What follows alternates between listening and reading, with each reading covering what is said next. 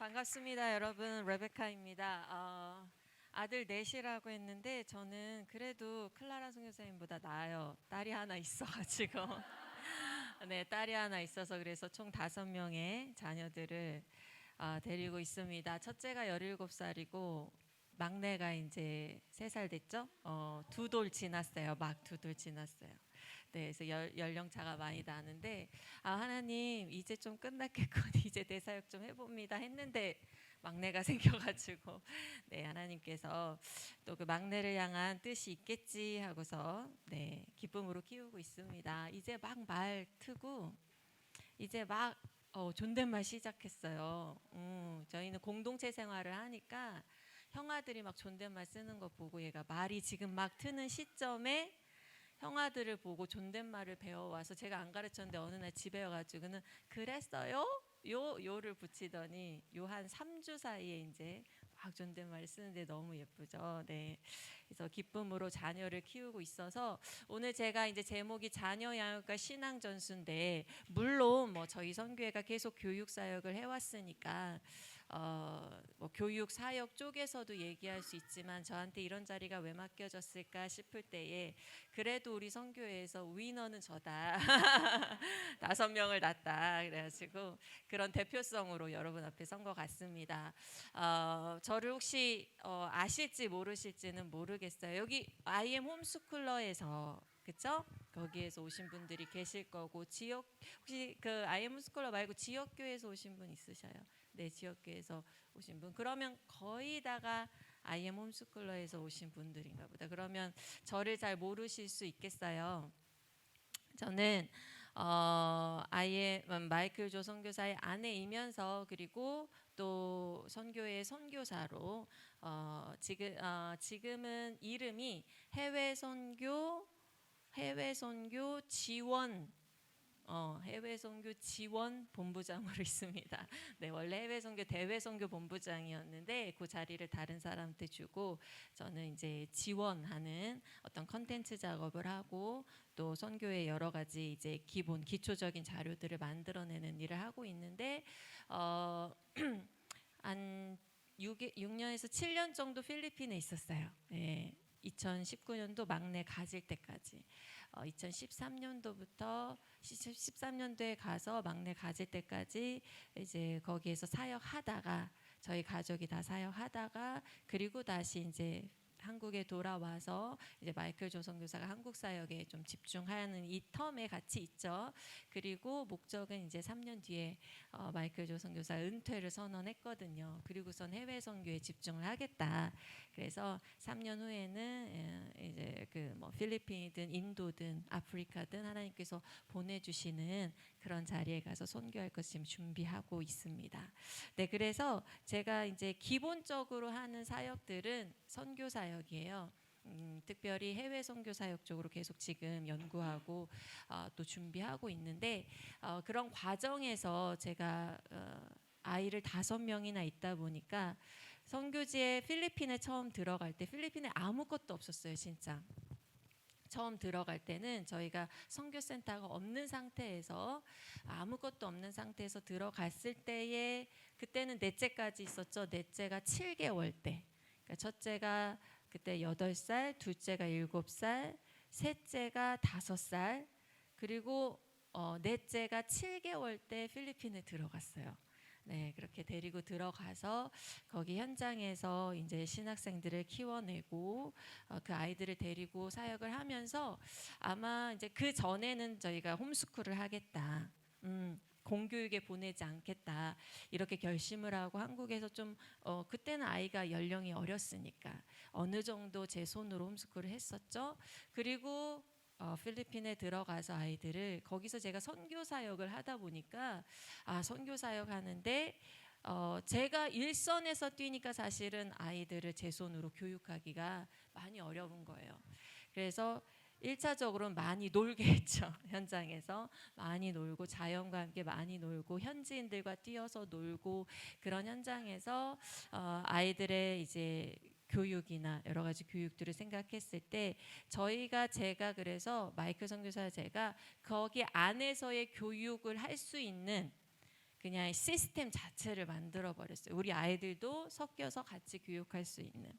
그래서 저희는 필리핀에서 사역할 때 한국 학생들이 와서 거기에서 같이 머물면서 공동체 생활을 할 수 있는 그런 환경도 만들고, 현지 학생들이 같이 있을 수 있는 그런 환경도 만들어 사실 자녀 양육을 저희 공동체 교육과 함께 병행해서 했었죠. 그런 과정에서 얻었던 어떤 경험들이나 이런 것도 오늘 여러분과 함께 나눌 수 있을 것 같아요. 제가 자녀 양육에 대해서 얘기를 할 때 자녀 양육이 가지는, 저에게 가지는 의미를 얘기할 때 저는 첫 아이를 출산할 때 그 장면을 떠올려요.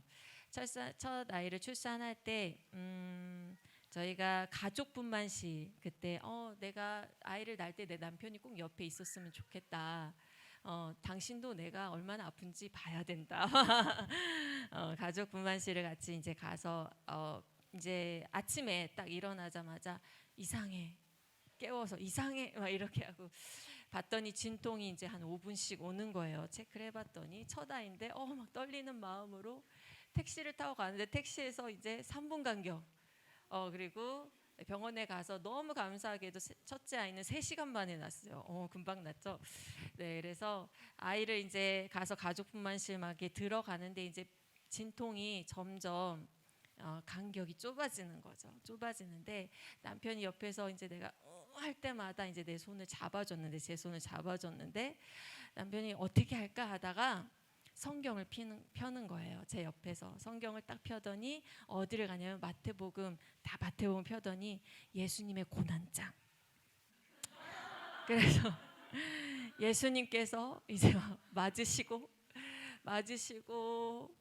막 침뱉음 잘 조롱 당하시고 하면서부터 그 막 가시면류관 쓰시고 십자가 지시고 막 구레네 시몬 막 이런 여정을 다 가서 이루었다는데 아직도 아이는 안 나왔어요.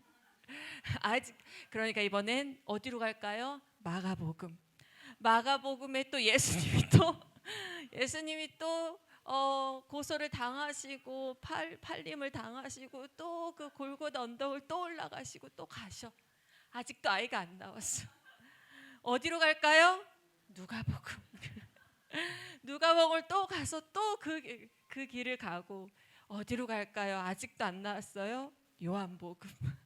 요한복음까지 막 갔어요. 요한복음까지 가서 그 예수님의 막 고난장 있고, 저는 그때마다 어떻게 됐을까요? 그 마태, 마가, 누가, 요한을 딱 지나면서 제 손이 처음에는 제 남편의 손이었거든요. 근데 이게 점점 올라가요. 팔뚝. 요쪽이 그러더니 나중에 멱살까지 가더라고. 진짜로. 농담이 아니라 진짜 여기까지 가더라고요. 이게 잡히더라고. 남편이 미워서가 아니라 어디든 내가 잡아야겠으니까 막 여기까지 가요. 그래가지고 막 하는데 그럴수록 남편의 목소리가 막 커지는 거예요.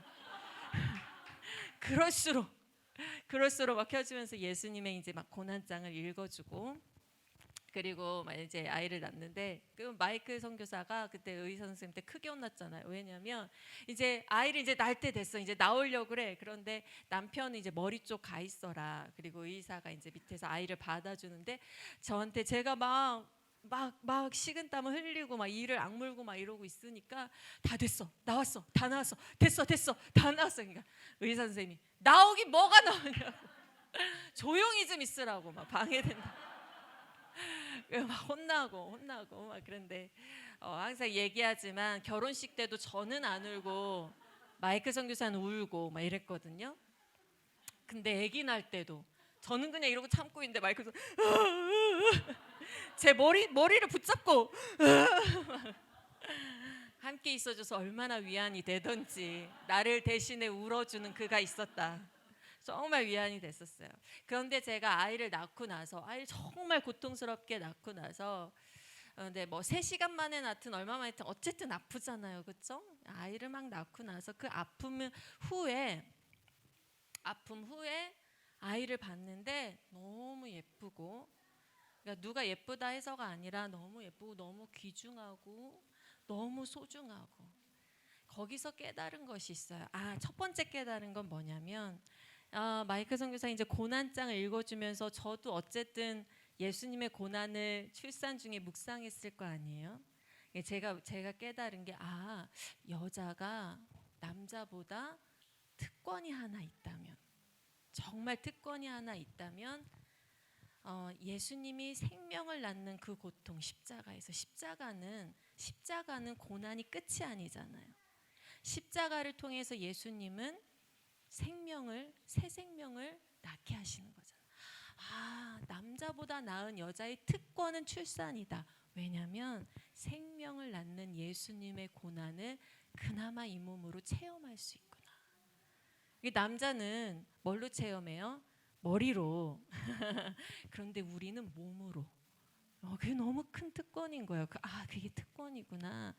여자가 출산하는 게 고생이라기보다, 물론 죄를 짓고 타락하고 고통이 있으리라는 하나님의 저주 가운데, 선포 가운데 있었지만, 그것이 하나님께서 오히려 우리에게 예수 그리스도의 그 십자가의 고난을 조금이나마 참여하고 느낄 수 있는 그 통로로 우리에게 주셨구나.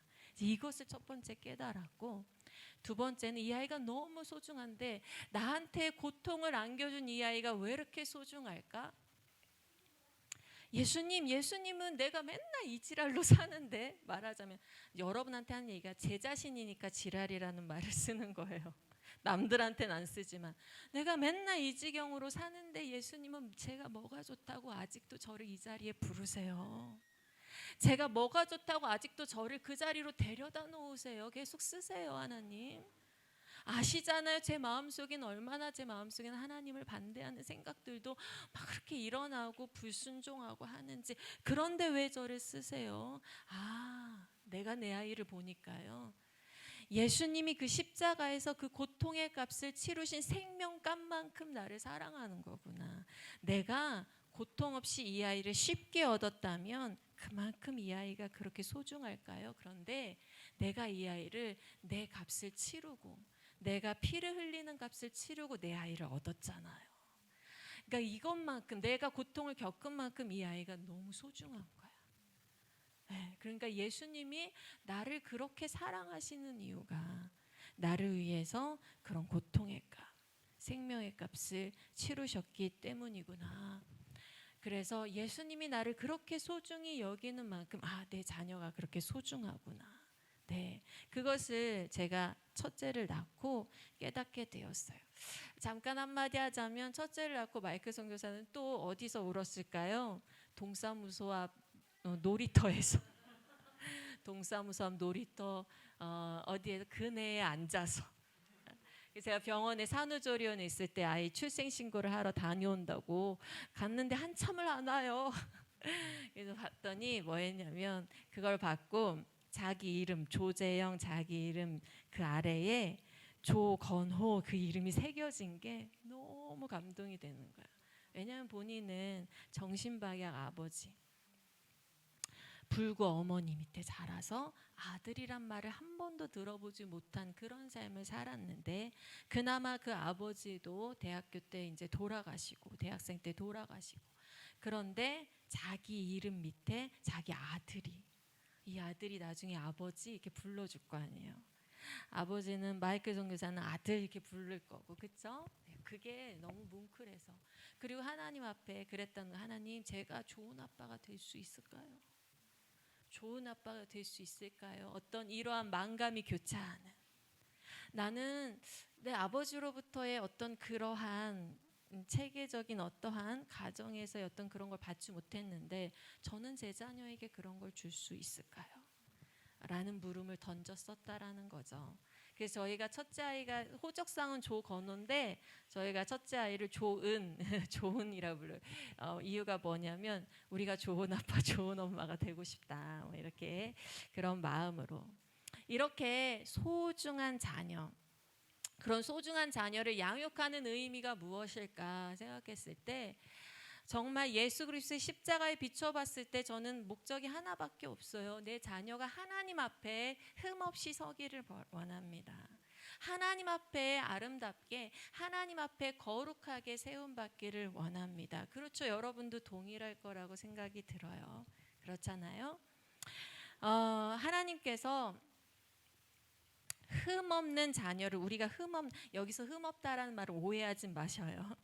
아무 죄가가 없다라는 말이 아니에요. 우리는 태어날 때부터 죄이니까. 근데 이 얘기를 좀 해보자면 하나님께서 아담을 재우시고 아담 옆구리에서 갈빗대를 취하셨어요. 그리고 무엇을 만드시죠? 하와를 세우시죠. 하와를 만드시죠. 근데 예수 그리스도가 뭐 하십니까? 깊이 잠드시고 예수의 십자가에서 죽으시고 그리고 죽으신 후에 한 군인이 예수 그리스도의 옆구리를 찌릅니다. 그래서 예수 그리스도가 물과 피를 흘리시죠. 그 물과 피로 무엇이 탄생됐어요? 교회가. 네, 교회가. 그래서 성경이 말하기를 사도행전에는 이렇게 얘기해요. 하나님이 자기 피로 사신 교회. 교회를 자기 피로 샀다. 그리고 에베소서에는 이렇게 얘기해요. 물로 씻어 말씀으로 깨끗하게 물로 씻으십니다. 그러니까 예수 그리스도께서 자기 옆구리에서 흘린 물과 피와 물로 자기 교회를 사시고 교회를 깨끗게 하신 거예요. 마치 아담의 옆구리를 통해서 하와 신부가 나왔듯이 예수 그리스도의 십자가의 고통을 통해서 그의 신부 되신 교회가 나오는 거죠. 그렇지요. 그것처럼 우리가 이 자녀를 어떻게 드리는 겁니까? 바로 그 하나님의 신부로, 하나님의 백성으로, 하나님의 것으로, 예수 그리스도의 신부로 우리 자녀를 드리는 데에 우리가 부르심을 받았다라는 거예요. 그래서 여러분은 다 여기 홈스쿨러 분들이 계시니까 다 여러분은 아마 내가 청직이야 라는 사명으로 자녀 양육을 하고 계실 거예요. 그런데 혹여나 그 청직이 사명이 우리가 살다 보니까 내가 세운 계획이 있어서 내가 착착착 맞춰는 이 아이가 몇 살 땐 이렇게, 이 아이가 몇 살 땐 이렇게, 이 아이가 몇 살 땐 이렇게 내가 세운 계획이 있어서 착착착 자라줘야 하는 그러한 청지기 역할을 하고 계신 것인지 아니면은 하나님 앞에 이 아이가 거룩하게 세워지기를 원합니다. 하나님 앞에 흠없이 세워지는 예수 그리스도의 신부로 내 아이를 드리기를 원합니다. 예수 그리스도의 피로 사진받은 주의 자녀 되길 원합니다. 저는 이 단어를 너무 좋아해요. 피로 산받은, bought, purchased. 예수 그리스도의 피값으로 사졌다라는 거예요. 내 자녀가 그의 피값으로 사진 자녀, 그의 물로 깨끗하게 씻긴 자녀, 그래서 하나님 앞에 거룩하게 드리는 자녀, 그것을 위한 우리는 그것의 청지기인가라는 것이죠. 그래서 자녀 양육의 목적을 한마디로 하자면 저는 이제 웨스트민스터 소요리 문답의 그 1번의 목적을 들 수가 있을 것 같아요. 그렇죠?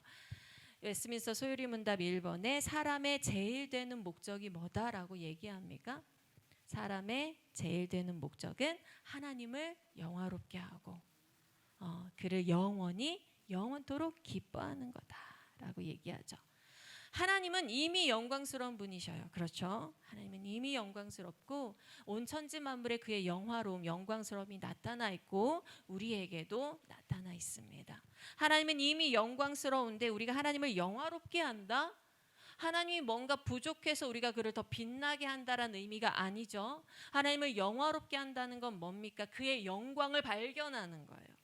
그의 영광을 알게 되는 거예요. 깨닫게 되는 거예요. 그래서 그의 영광을 뭐 하는 거죠? 갈망하는 거예요. 우리가 그의 영광을 깨닫고 그의 영광을 갈망하고 그의 영광에 순종하고 그것을 따르고 감사하고 그리고 그것을 기뻐할 때 찬양할 때 하나님이 뭐 받으신다는 거예요? 영광 받으신다. 하나님이 영화롭게 우리의 삶을 통해서 우리의 고백을 통해서 영화롭게 된다는 거예요. 그래서 하나님을 영화롭게 한다라는 것은 그의 영광을 이미 있는 그의 영광을 우리가 깨닫게 되고 누리게 되는 것이죠.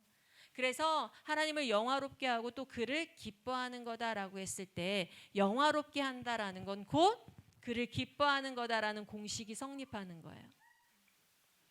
그렇죠? 그를 기뻐하는 게 그가 영광을 받는 방법이셔요. 하나님께서 영광을 받는 방법이셔요.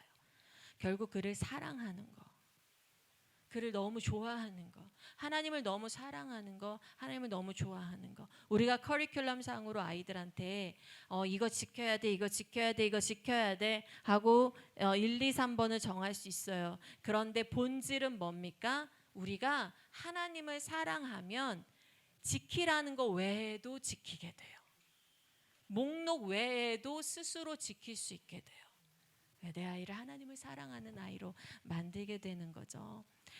고린도전서에 이런 말씀이 나오죠. 너희가 먹든지 마시든지 무엇을 하든지 하나님의 영광을 위해 하라. 제가 종종 청소년들, 청년들에게 설교할 때 이런 얘기예요. 뭐냐면 제가 이런 질문을 예전에 받았거든요. 성경에 담배 피지 말라는 말, 성경에 술 마시지 말라는 말이 없잖아요. 네, 그 사람이 어떻게 질문한 거냐면 저는 물론 술을 마시지 않아요. 저는 물론 마시지 않는데 성경에 술을 마시라는 말이, 술을 마시지 말라는 말이 없잖아요. 술을 마시지 말아야 됩니까? 라는 질문을 하는 거죠. 우리는 그러면 술을 마시나 마시지 말라 요거를 논할 수 있어요. 그런데 그것을 논하기 전에 성경에서 기본적으로 말한 건 뭐죠? 먹든지 마시든지 무엇을 하든지 하나님의 영광을 위해 하라 그랬다는 거예요. 그럼 뭡니까? 우리가 생각해야 될 것은 술을 마시고 안 마시고에는 1차원적인 수준이 아니라는 거죠. 우리가 생각해야 될 것은 뭐라는 거예요? 우리가 아무리 선행을 해도 이것이 하나님의 영광을 위한 것이 아니면 뭐가 아니다? 선이 아니다. 술을 마시고 안 마시고에 머무르는 어떤 크리스찬이 되지 말아라. 저급한 크리스찬이 되지 말아라. 여기서 맨날 왔다 갔다 뒤집고 엎고 그게 아니라 하나님이 좋아하시는 게 무엇일까? 하나님이 원하시는 게 무엇일까? 하나님이 영광 받으실 만한 게 무엇일까? 하나님이 원하시는 걸 생각하게 되면 술 마시고 안 마시고 왜 고민을 하겠어요? 그렇죠. 어떻게 하면 내가 내 삶 모든 영역에서 하나님이 원하시는 삶을 살 수 있을까를 고민하게 되겠죠. 그렇죠. 내가 자녀를 양육하는 목적 한 가지. 내 자녀가 하나님을 정말 사랑해서 하나님을 뜨겁게 사랑해서 하나님을 알고 하나님을 찬양하고 하나님을 기뻐하는 그런 아이로 자라서 하나님 당신께 신부로 드릴게요. 당신께 신부로 드리겠습니다. 네, 그렇겠죠. 그래서 이 목적을 우리가 성취하고 싶단 말이죠. 내가 분명히 검은색 마커를 여기 있구나. 이 목적, 자녀 양육의 목적을 물론 이거는 제가 가지는 의미를 저는 해석한 것이고 여러분 나름대로 어쨌든 자녀 양육에 대한 목적들을 여러분도 정의하고 계실 거라고 믿어요. 그런데 그 자녀 양육의 목적이 아까 말했듯이 내가 계획 세운 대로 착착착이 아니기를 바랍니다. 궁극적인 목적은 내 자녀를 하나님의 사랑받는 또 하나님을 사랑하는 그런 자녀로 키우는 것이 여러분의 궁극적 목적 되시기를 바래요. 그 가운데는 많은 방법들이 필요하겠죠. 그런데 이런 자녀 양육을 할 때 자녀 양육의 목적을 성취하기 위해서 반드시 우리가 생각해야 될 게 바로 무엇이냐면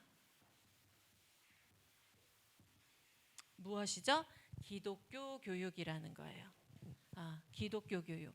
우리가 생각해야 될 것은 기독교 교육입니다. 제가 얘기할 때 저희가 지금 IM 선교회가 어떻게 알려져 있냐면 IM 선교회가 다음 세대 하는 선교회 이렇게 알려져 있어요. 그렇죠? 그리고 교육 선교하는 선교회라고 알려져 있어요. 다음 세대 특별히 교육 선교를 하고 있는데 저희가 이 교육이란 단어를 쓸 때는 이 교육을 단지 다음 세대를 뭐하기 위한 키우기 위한 도구다라는 식으로만 접근하지 않아요. 저희가 다음 세대를 할 때 이 교육이란 파트를 도구다라고만 사용하지 않고 그래서 어떤 교육의 커리큘럼을 잘 짜서 이 아이들을 잘 기르는데 도구로 써야지 라고만 생각해서 저희가 교육 선교한다라고 얘기하지 않고 밖에서는 우리를 할 때 교육을 여러 가지로 정의할 수 있을 거 아니에요. 그렇죠? 근데 저희 내부에서는 교육을 단지 도구로 정의하지 않고요. 저희 내부에서는 교육 자체가, 이 세상의 교육 자체가 개혁이 돼야 된다. 교육 자체가, 우리는 다음 세대를 길러내는 동시에 교육 자체를 개혁하는 역할을 하겠다. 말하자면 하나님의 통치가 우리가 만지는 모든 영역에 임하게 하겠다라는 거예요. 이해 가시죠? 다음 세대에 하나님의 통치가 임하게 하려면, 다음 세대의 주기도문의 역사가 일어나게 하려면, 당신의 나라가 Let your kingdom come. 우리가 Let us go to your kingdom이 아니라 Let your kingdom come. 하나님의 통치가 임하기를 원합니다라는 주기도문의 기도가 오늘 우리 가운데 현실이 되려면 다음 세대에게 교육이라는 것을 사용해서 해야 될 텐데, 교육 자체가 개혁이 돼야 된다라는 거예요. 그래서 제가 말하는 여기서 기독교 교육은 성경 수업을 잘 넣읍시다 라고 얘기하는 게 아니라요, 기독교 교육이 교육의 표준임을 우리가 개혁해서 세상에 보여줘 봅시다. 기독교 교육이 세상에 우리 누구를, 다음 세대를 길러내는 참된 교육임을 우리가 세상에 증거해 봅시다. 만들어 봅시다. 저는 제안을 해요. 사람들한테 IM이 다 만들어 놨으니까 이렇게 얘기할 수 없어요. IM 15년밖에 안 됐어요. 생긴 지. 최소한 거기 어떤 연구 자료가 다 완성이 되고 하려면 최소한 어느 기관이 한 4, 50년은 돼야 되지 않겠어요? 그렇죠? 15년밖에 되지 않았어요. 기독교 교육을, 우리가 이 땅의 기독교 교육을 표준 교육이다라고 보여주기 위해서 기독교의 교육에 관심을 가지고 그 현장에 뛰어든 우리들이 함께 해봅시다. 네. 여러분은 이미 뛰어든 것 같아요. 그렇죠?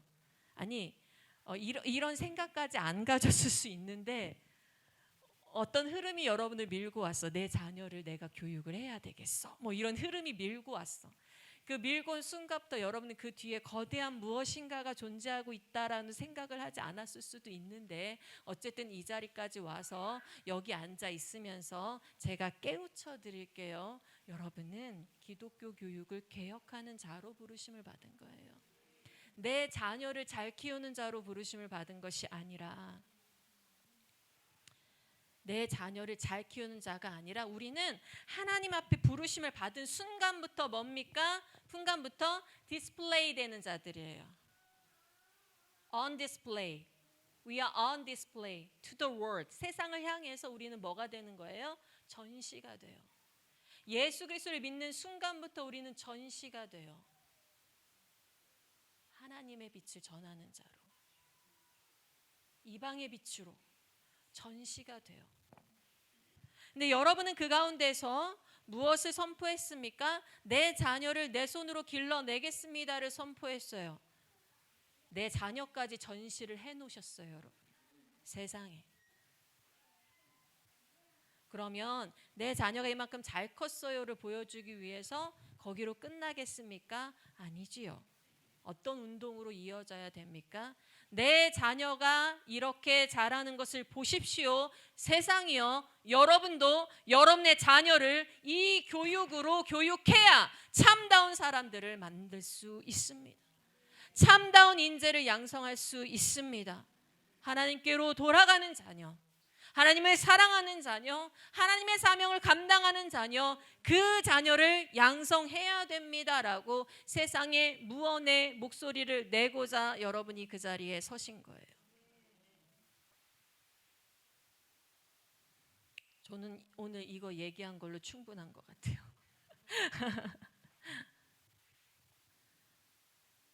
그 정도의 사명감을 가지고 시작하셨죠? 수고하는 길에는 반드시 눈물과 땀이 있습니다. 그런데 끝까지 가는 자에게는 하나님께서 반드시 열매를 주실 줄 믿습니다. 가십시오. 돌파하십시오. 만들어내십시오. 그것을 위해서 하나님께 끊임없이 간구하십시오. 하나님께서 여러분에게 신령한 지혜를 주시기를 원합니다. 성령의 놀라운 은혜를 여러분의 삶 가운데 매 순간 부어주시기를 원합니다. 여러분 하나님의 귀한 도구로 쓰임받기를 원합니다.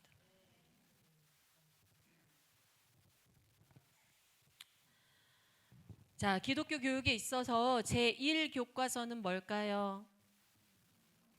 네, 당연히 성경입니다. 성경 중심으로 가르쳐야 돼요. 네. 성경 중심으로. 디모데 후서 3장 15절 17절 다 아시죠? 그렇죠? 성경은 뭐라고 나오죠?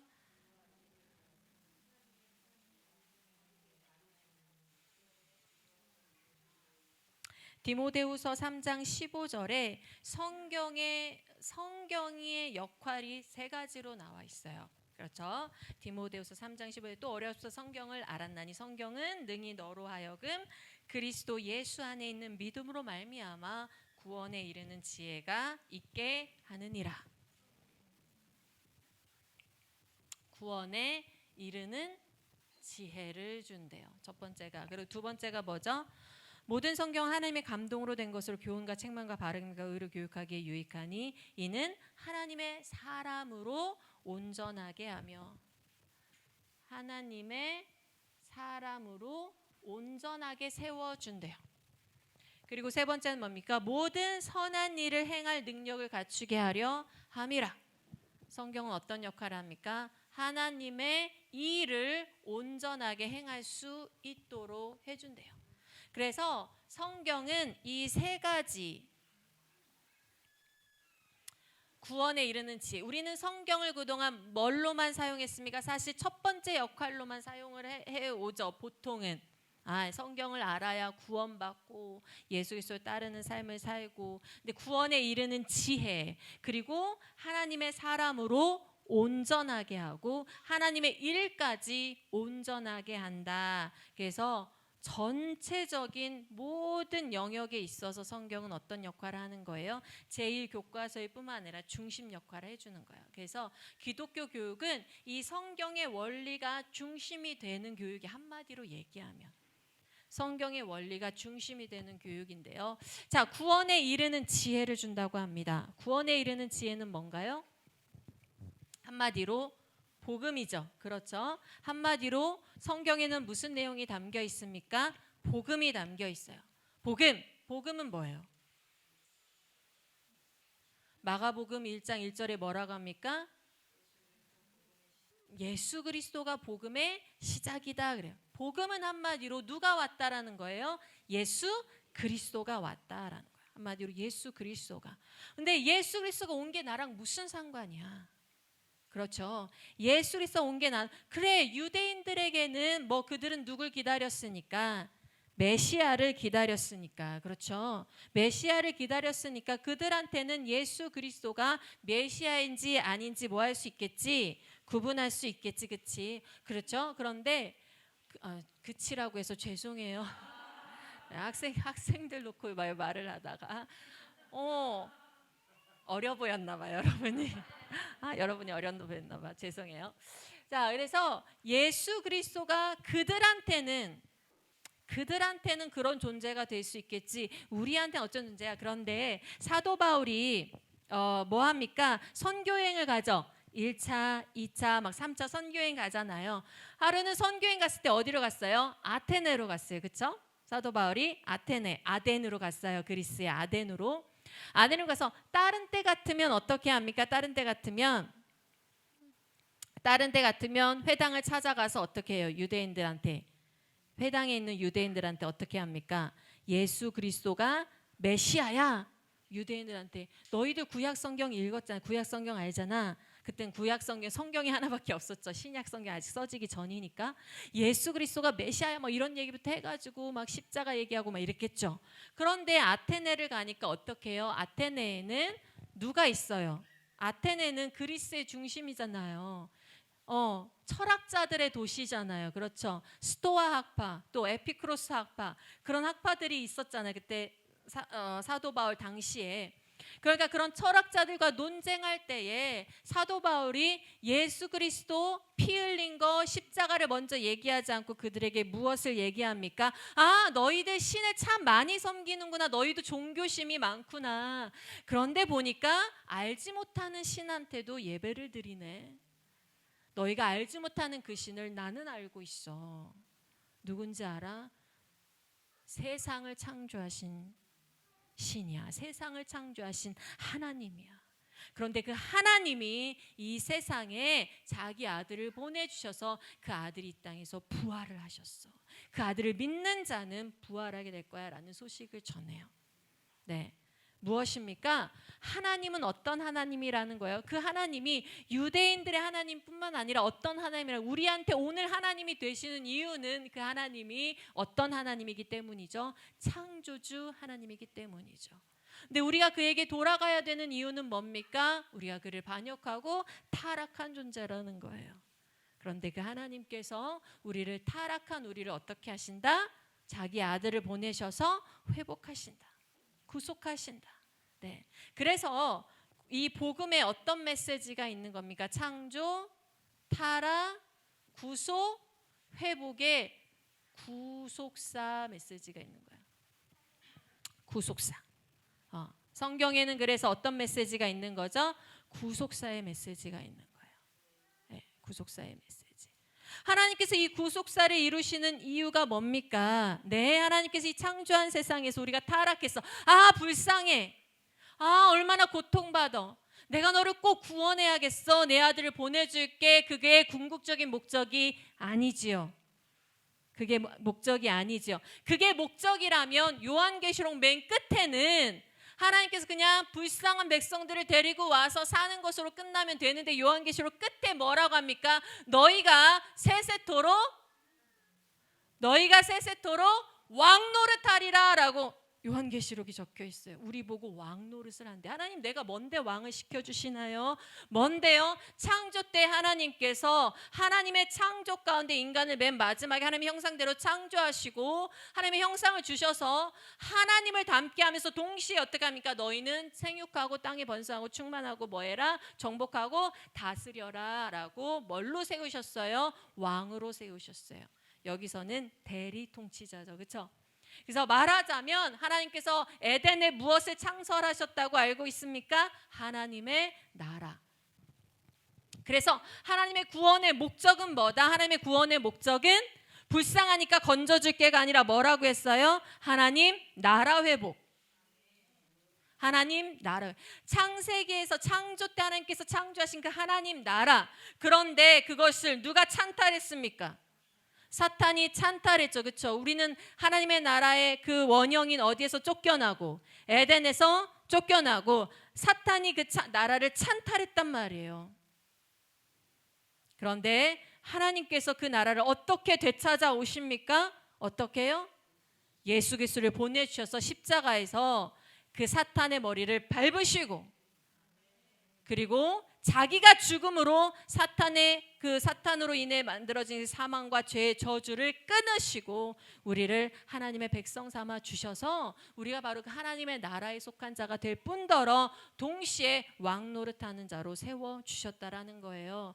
그래서 너희는 왕 같은 제사장이다. 하나님을 섬기면서 동시에 이 땅에서 어떤 역할을 하는 그 하나님의 뜻대로 이 땅을 왕으로서 다스리는 왕 같은 제사장이요 라는 얘기를 하고 있는 것이죠. 네, 그래서 이 복음에는 어떠한 목적이 있어요? 하나님 나라 회복이라는 목적이 있어요. 그런데 이 하나님 나라를 하나님께서 어떻게 성취하십니까? 하나님께서 이 나라를 어떻게 성취하셔요? 무엇으로? 하나님께서 아담이 대리 통치자가 됨을 무슨 약속으로 세우셨냐면 선악과라는 나무를 두고 선악을 알게 하는 나무를 두고 그 나무로 하나님과 아담이 뭐를 맺어요? 언약이 맺어져요. 창조 언약이 맺어지죠. 그런데 그 언약이 타락함으로 깨어지죠. 근데 하나님께서 다시 그에게 언약을 주십니다. 어떤 애? 창세기 3장 15절에 아담 언약을 다시 주셔요. 그 창세기 3장 15절의 약속이 여자의 후손이 온다는 약속이 성취되기 위해서 하나님께서는 끊임없이 그 약속을 성취하기 위해서 이 구속사의 흐름 가운데, 구속사 가운데 누구를 부르셔요? 하나님의 선택한 백성을 부르시죠. 그리고 선택한 백성들과 언약을 맺으십니다. 어떤 언약? 노아 언약, 그 다음에 아브라함 언약, 모세 언약, 다윗 언약, 그리고 선지자 때는 무엇을 선포해서 새 언약. 새 언약의 주인공인 누가 오시죠? 예수 그리스도. 그래서 우리 교회는 참 특별한 게, 구약 시대엔 어떤 특별한 사람들이 하나님께 쓰임을 받았는데, 이 신약 시대에 와서 하나님께서 누구를 보내주심으로? 성령을 보내주심으로 이 교회 자체를 하나님의 특별한 백성, 하나님의 기름 부음 받은 백성으로 사용하셔서, 하나님의 새 언약의 백성으로 사용하셔서 우리 모두를, 하나님 앞에 거듭난 그리스도인 모두를 뭘로 사용하시는 거예요? 하나님 나라 회복의 주역으로 사용하신다라는 거예요. 놀라운 일이에요. 여러분, 우리가 다윗을, 요셉을 우리한테 적용하는 이유가 뭡니까? 근거가 어디 있어요? 네? 여러분이 그 다윗처럼 그렇게 왕으로 여러분, 뭐냐면 이 신약 백성들은 성령이 각 사람 가운데 임한단 말이에요. 성령이 각 사람 가운데 임하셔서 성령이 각 사람 가운데 하나님의 진리를 깨닫게 하시고 기름 부으시고 그를 하나님의 대리 통치자로 세우셔서 자기의 영역을, 그 영역이 작든 좁든 그것을 비교하는 한 달란트 받은 사람처럼 되지 마시고, 그 영역이 작든 크든 그것이 상관 있는 것이 아니라 하나님을, 우리를 왕 같은 제사장으로 세워주셨다는 거예요. 무엇을 통해서? 바로 언약을 통해서. 그래서 복음에는 이 구속사와 하나님 나라와 언약, 제가 이 얘기를 하는 게 뭘까요? 이 모든 것이 뭐가 돼야 된다는 겁니까? 기독교 교육의 중심에서, 교육하는 모든 중심에서 작용을 하는 세계관이 돼야 된다는 거예요. 자, 이런 세계관이 형성돼요. 인간의 역사가 끊임없이 반복 순환하는 역사가 아니구나. 그렇죠, 여러분. 반복 순환하는 역사가 아닙니다. 우리의 역사는 반드시 뭐가 있습니까? 끝이 있어요. 반드시 끝이 있어요. 시작과 끝. 그래서 우리 하나님은 어떤 하나님이세요? 알파와 오메가이신 하나님이세요. 우린 그걸 너무 잊고 살아요. 우리는 우리의 행복이 영원할 것 같죠. 우리는 우리의 고통이 영원할 것 같죠.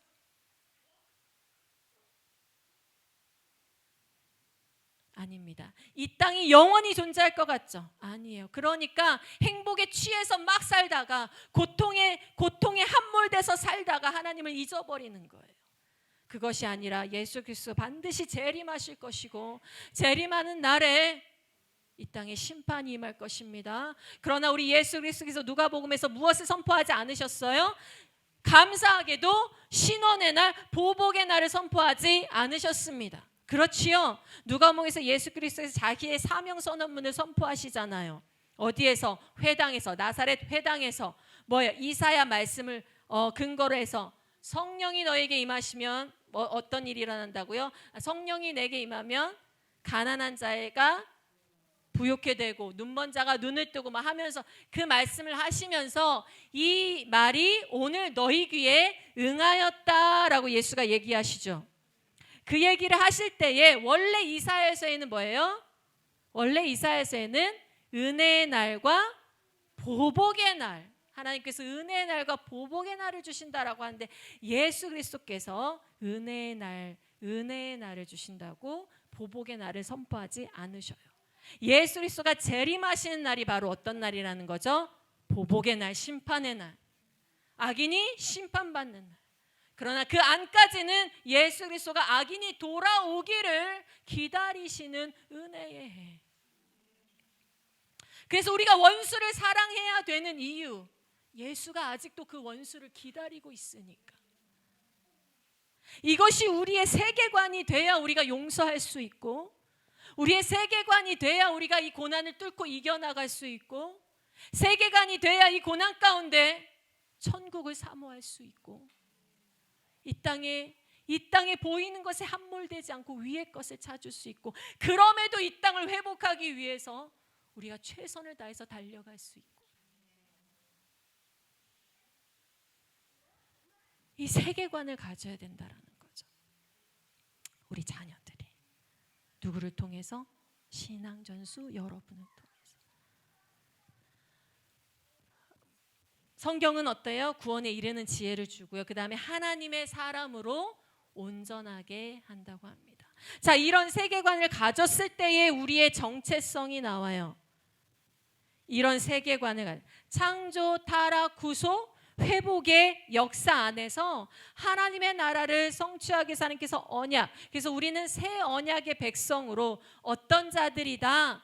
이 땅에 있으나, 예수 그리스도 말씀하시기를 너희가 이 땅에 있으나 너희는 이 땅의 것이 아니다, 이 땅의 소유가 아니다.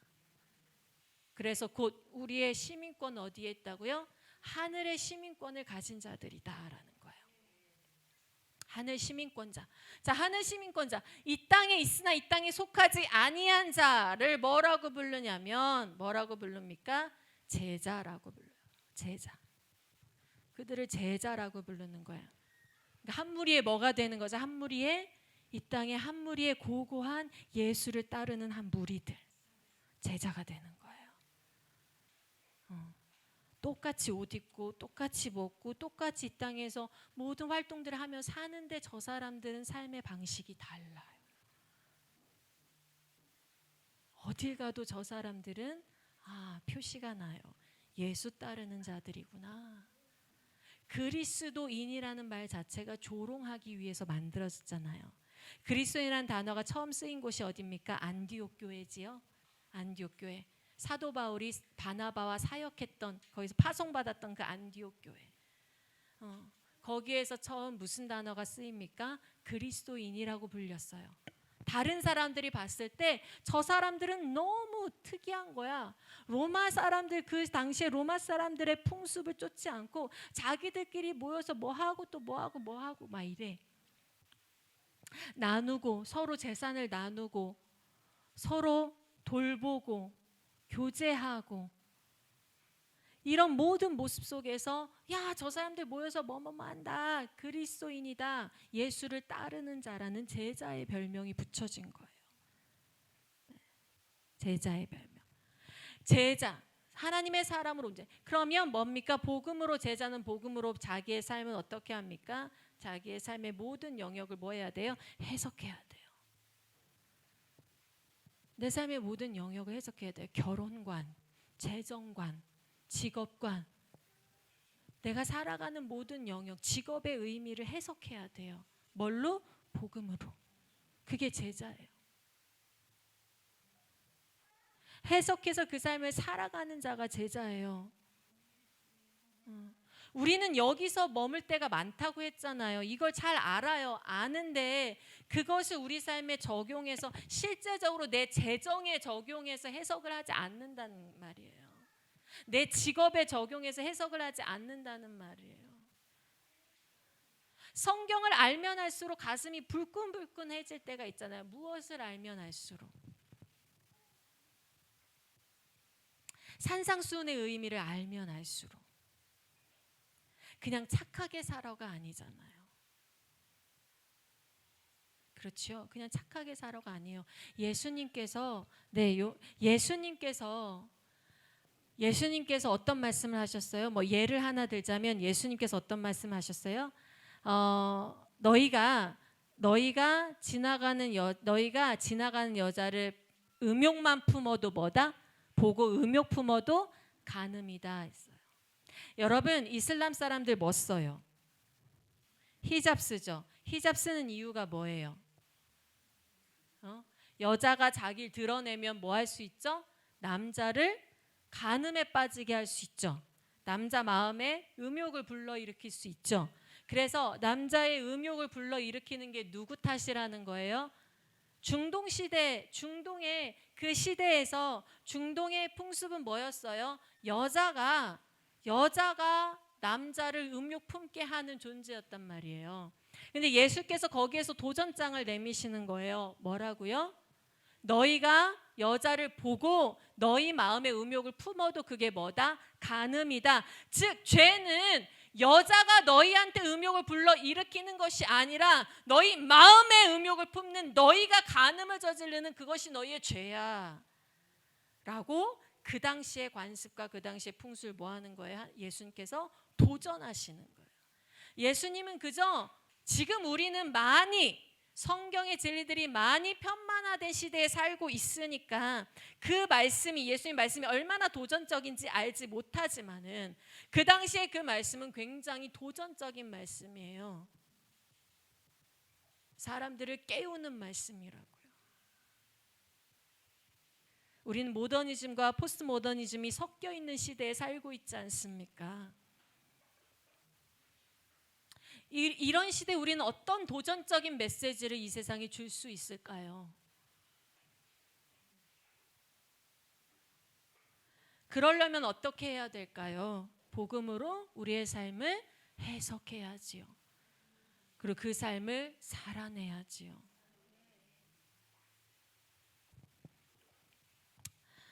제자의 삶. 그 다음에 어떻게 합니까? 성경은 어떻게 한다고? 하나님의 일을 온전하게 해준다고 합니다.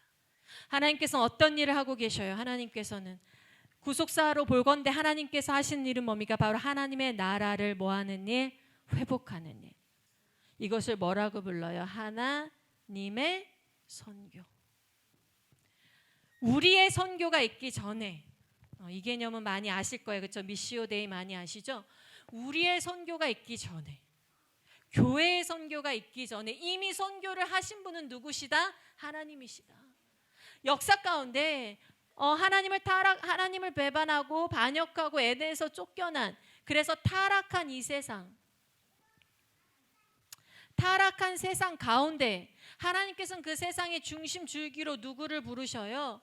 하나님의 백성들을 부르셔요. 누구부터? 아담, 그 다음에 아시는 분 아담 다음에 노아, 아브람 통해서 이스라엘 민족이 나왔죠. 그렇죠? 모세, 여호수아, 다윗, 또요. 사무엘.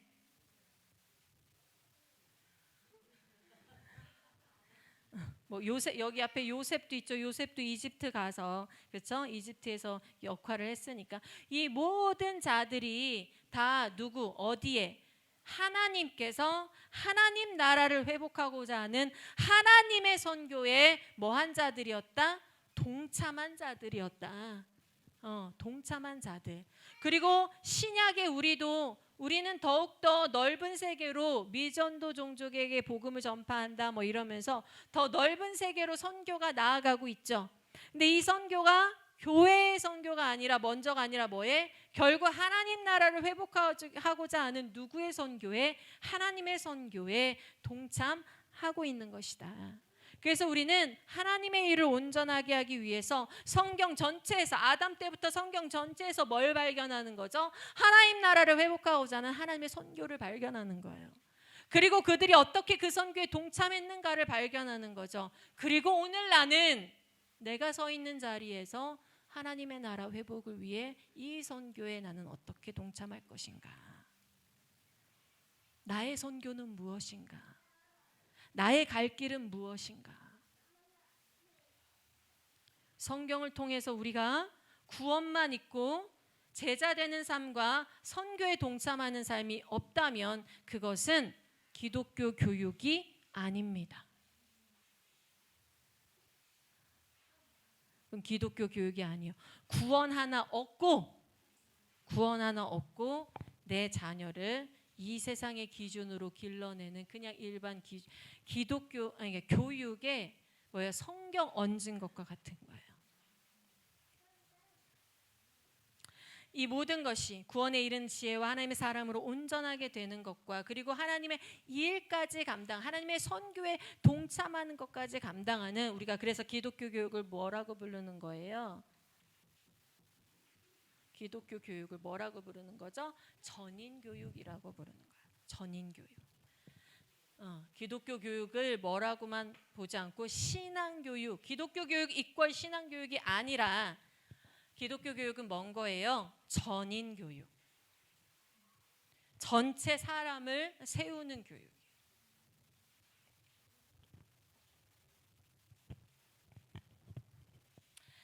인간은 하나님의 형상대로 창조되었지요. 하나님의 형상대로 창조된 어떤 존재입니까?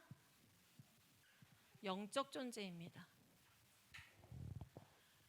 그리고 인간은 지정의 이 인격과 이 육체가 서로 유기적인 조화를 이루고 있는 어떤 존재예요? 어떤 존재예요? 인격적 존재죠. 그렇죠? 그리고 인간은 혼자가 아니라 하나님께서는 처음에 창조하셨을 때 아담과 하와를 창조하셨어요. 그들에게 생육하고 번성하고 땅에 충만하라고 하셨어요. 그럼 뭐예요? 자녀를 통해서 이 땅에 퍼지라는 얘기죠. 무엇을 건설하라는 얘기일까요? 가정뿐만 아니라 국가를 건설하라는 얘기예요. 나라를 건설하라는 얘기예요. 그것이 아담에게 주어진 그 당시의 사명이었어요. 그래서 인간은 어떤 존재라고 말할 수 있어요? 사회적 존재, 사회적 동물이 아닙니다. 인간은 사회적 동물이 아니에요. 인간은 하나님의 형상이 있기 때문에 동물과 질적으로 다릅니다. 네, 질적으로 달라요. 육체적으로 비슷한 부분이 있어요. 맞지요? 왜요? 저희 셋째 아들이 뭡니까? 제 1형 당뇨잖아요. 1형 당뇨, 소아당뇨. 매일 인슐린을 맞아요. 그렇죠? 매일 인슐린을 평생 맞아야 되겠죠. 그 인슐린이 누구한테 와요? 그 인슐린이 돼지나 이런 동물들에서 인슐린을 추출해가지고 내 아이가 맞아요. 육체적으로 뭡니까? 육체적으로 동물과 인간이 비슷한 부분이 있다라는 거야. 그런데 아주 중요한 차이, 하나님의 형상이란 이 중요한 차이가 인간을 동물과 질적으로 다루고 뿐만 아니라 이 세상에서 어떤 역할을 하게 하는 거죠? 왕노릇하는 역할을 하게 하는 거예요. 하나님과 교제하고 하나님의 나라를 세우는 역할을 하게 하는 거예요. 인간은 영적 존재, 인격적 존재, 사회적 존재란 말이에요. 그래서 이 교육에 있어서 이 교육이 전체적인 분야를 다 다루어야 돼요. 하나님을 만나야 되겠죠. 그렇죠? 그리고 그 하나님에 대한 모든 지식이 어디로 이르러야 돼요? 그 사람의 지정의와 이 육체의 건강함과 이 육체가 하는 모든 일들 가운데 투영이 되게 해야 돼요. 그리고 그것이 결국은 어디로? 관계로 투영이 돼서 영향력을 미치는 존재가 돼야 되는 거죠. 우리가 타락함으로 깨어진 관계가 3개 있다고 하지 않습니까? 어떤 관계가 깨어졌어요? 하나님과의 관계, 이웃과의 관계, 자연과의 관계가 깨어졌다고 하잖아요. 그렇죠? 그러니까 인간은 어떤 존재로 만들어진 거예요? 하나님과 교제하는 존재, 그리고 서로 이웃과 사랑을 나누는 존재, 그리고 자연 만물을 다스리는 존재로 창조되었는데 그 관계가 깨어진 거죠. 그러니까 하나님께서 하나님 나라를 회복하신다라고 했을 때에는 어떤 영역까지 다다르는 거예요. 내가 오늘 내 개인이 구원받는 영역으로 끝나는 것이 아니라 나의 공동체가 살아야 돼요. 내가 영향력을 줄 수 있는 나의 사회 범위, 영향을 줄 수 있는 데까지 내가 사랑하는 나를 위해 죽으신 나의 하나님의 역사가, 우리는 누구를 믿으니까? 우리는요, 나를 위해 직접 죽으신 하나님을 믿는 사람들이에요. 나를 위해 죽으신 그 하나님의 역사가 내가 손 뻗는 그 곳곳에 뻗어져야 된다라는 거예요.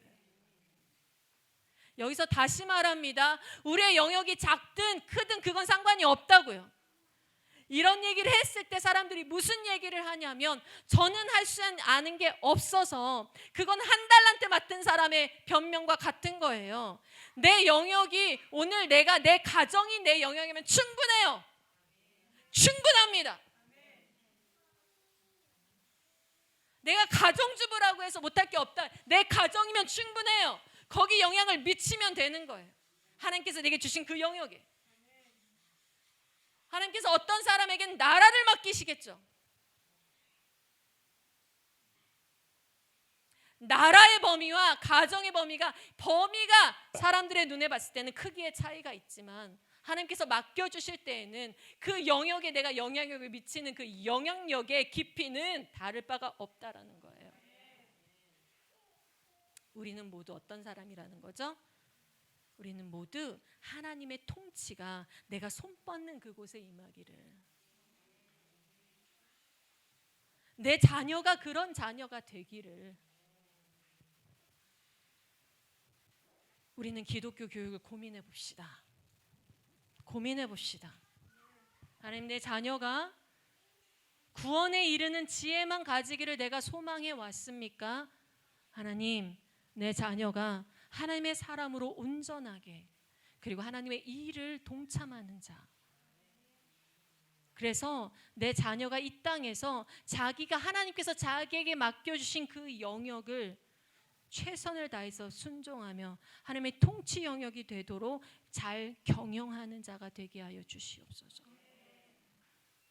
그래서 여러분, 요즘은 선교의 개념이 꼭 오지를 가는, 미전도 종주에 가는 선교의 개념이 깨어지고, 어떠한 선교의 개념이 있습니까? 총체적 선교의 개념이 있단 말이에요. 총체적 선교. 뭐예요? 오늘 내가 있는 마켓플레이스에서, 오늘 내가 만나는 사람들, 오늘 내가 영향력을 미칠 수 있는 그런 사람들 가운데에서 내가 여기에서 하나님의 나라, 하나님의 통치가 이 가운데 임하기 위해서 내가 할 수 있는 모든, 하나님께서 내게 주신 모든 선교. 그러면 내 아이는, 여러분은, 그리고 내 아이는 오늘도 당장 하나님의 선교에 동참할 수가 있어요. 지금, right now. 괜찮았나요? Right now. 카메라 괜찮았어요? Right now. 죄송해요. 죄송해요. 이런 거 하면 여러분 감사해 웃어주셔서, 이게 한참 청소년 애들은 한참 이러고 한 1, 2, 3 정적을 하다 요즘 이렇게 억지로 웃어주더라고요. 옛날에 재밌었는데 나이 먹으면 어쩔 수 없나 봐. 역시 어쩔 수 없어. 개그 코드가 안 맞더라고. 여러분, 기독교 교육은 하나님의 말씀이 전 영역에 통치한, 하나님의 말씀이 온 영역을 통치하게 하도록 돕는 것이 기독교 교육이에요. 하나님 중심의 사람을 만드는 거죠. 하나님 중심의 사람. 그런데 그래서 중심이라서, 그래서 저는 이런 얘기 좋아하거든요. 제가 하나님은 우선순위가 아니라 하나님 모빌의 중심이시다, 이 얘기 좋아해요. 하나님이 어떤 목록의 첫 번째가 아니라 하나님은 중심이시다. 그래서 모빌이 그것으로 균형을 잡듯이 어떻게 해야 된다? 하나님이 중심에 계셔서 내 삶의 모든 것을 균형 잡게 해야 된다라는 거예요. 하나님의 말씀이, 하나님 중심이, 이런 사람을 만들어야 된다라는 거예요. 제가 아까 옆에서 여기 책들 이제 우리 아이들 공부하고 뭐 보고 이제 하는 책인데, 제가 이 책에서 참 감동이 있는데, 왜냐하면 그걸 발견해서 너무 감동이었어요. 요셉의 별명이 뭐예요? 꿈꾸는 자죠. 요셉의 별명이 꿈꾸는 자예요. 왜? 그의 꿈은 컸으니까. 그리고 그의 꿈은 이루어졌으니까. 총리로 이루어졌으니까. 그런데 꿈꾸는 자, 사실 꿈꾸는 자는 형들이 요셉을 뭐 하려고 부른 거죠? 조롱하려고 부른 거예요. 요셉의 진짜 별명은 이것이어야 돼요. 요셉이 그 꿈꾸는 자의 별명을 얻었어요. 그런데 요셉이 노예로 팔려가고 감옥에 갇히고, 그리고 그 모든 어려움을 다 겪고 난 후에 그리고 나서 바로 앞에 섰을 때에, 바로왕 앞에 서서 바로왕의 꿈을 해석해주고 했을 때에 바로왕이 요셉에게 이렇게 말해요. 이렇게 하나님의 영에 감동된 자, 내가 보지 못했다. 하나님의 영에 감동된 자. 요셉의 진짜 별명은 꿈꾸는 자가 아니에요. 요셉의 진짜 별명은 하나님의 영에 감동된 자. 그런데 제가 그것을 이 책에서 발견하고 너무 놀랐다는 거 아닙니까? 이게 하나님 나라를 빛낸 100명의 믿음의 사람들이란 책인데, 이게 막 노래가 있어요. 구름같이 둘러싼 수많은 증인들, 오직 믿음으로 예수님만 바라보네. 들어보신 적 있는 분 있으신가요? 근데 여기에서 뭐라고 하냐면, 여기에서 막 아담부터 막 이렇게 나오는데, 여기에서 요셉을 성령의 사람 요셉. 성령의 사람 요셉. 야, 이 책 지으신 분 진짜로 통찰력 있으시다. 깊으시다. 꿈의 사람 요셉이 아니라 성령의 사람 요셉. 요셉이 완성된 건 이거예요. 요셉이 완성된 건 꿈꿔서가 아니에요. 요셉이 완성된 건 그의 삶을 성령과 동행했기 때문이죠. 하나님의 영에 감동됐기 때문이죠. 우리가 만들어야 되는 사람은 꿈의 사람이 아니에요. 우리가 만들어야 되는 사람은 위대한 꿈을 꾸고 위대한 것을 막 바라는 자들, 그런 자가 아니에요. 그것이 왜냐하면 그것으로 끝나면 허무하고 그것으로 끝나면 자기 인생은 망했어요. 그런데 노예로 갔을 때에, 죄수로 갔을 때에 거기서 누구와 동행합니까? 성령과 동행하니 그는 형통했어요.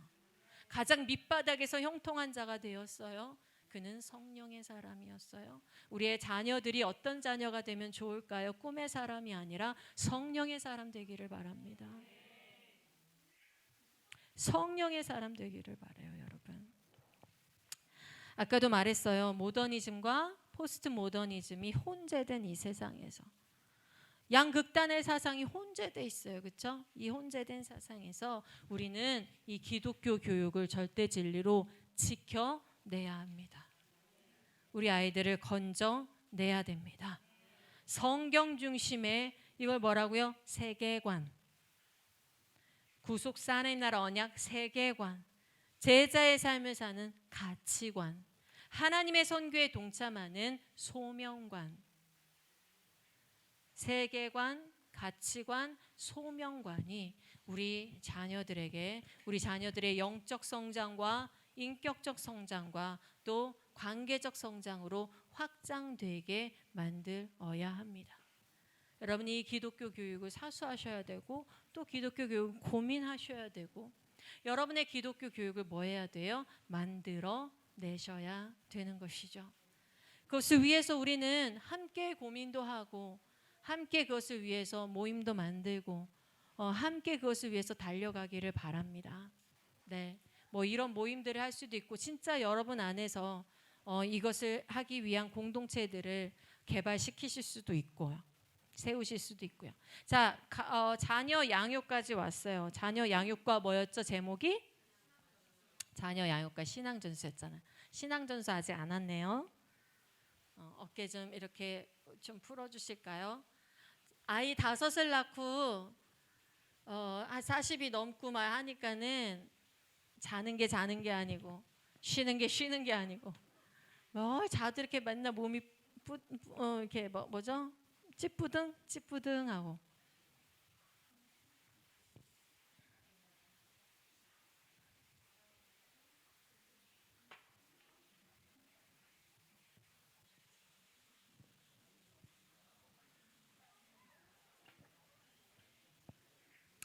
자, 신앙전수를 한번 가보도록 하겠습니다. 그러면 신앙전수의 의미는 무엇일까? 기독교 교육에 대해서 얘기했어요. 그렇죠? 우리가 자녀 양육을 할 때 우리의 자녀를 하나님 앞에 흠없게 그리고 예수 그리스도의 신부로 드리기 위해서 우리가 이 자녀에게 기독교 교육을 해야 된다고 했어요. 그렇죠? 기독교 교육.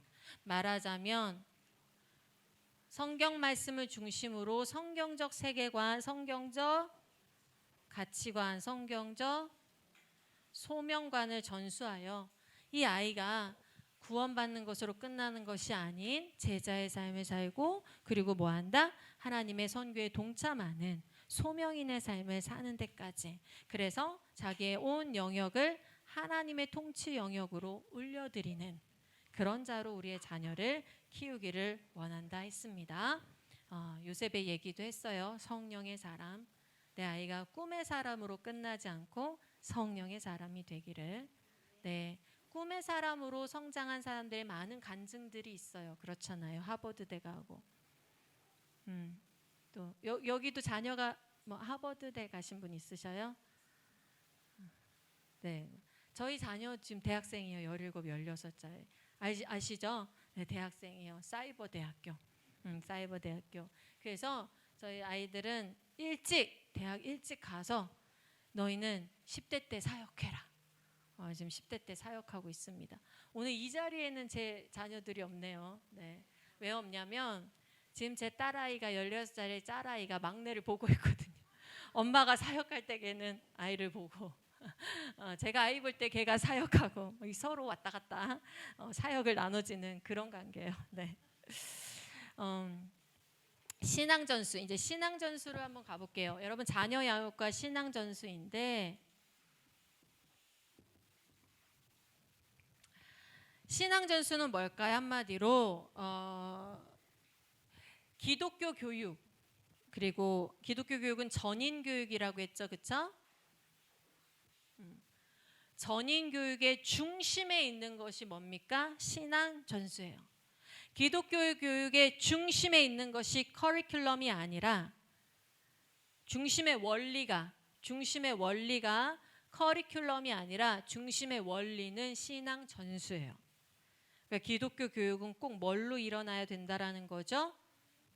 칠판 놓고 이러이러해라고 오늘 학습 목표 1번, 2번, 3번. 자, 이것을 성취하기 위해서 자, 교과서 펴봐 이렇게 해보자 라는 것이 아니라 기독교 교육은 반드시 전수로 일어나야 된다라는 거예요.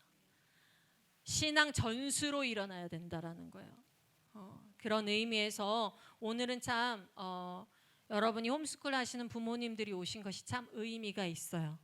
네, 전수, 신앙 전수의 신앙 전수가 가장 일어나야 되는 첫 번째 장소가 어디니까요? 가정이니까요. 네, 가정이니까. 부모가 직접 전수를 하는 거죠. 어떻게 전수합니까? 기독교 교육을 통해서 무엇을요? 신앙 전수. 무엇을 전수해 줄까요? 지식을 전수해 주고, 그렇죠? 그 지식을 사용하는 무엇을 전수해 주고? 지혜를. 지식만 끝나면 안 되잖아요.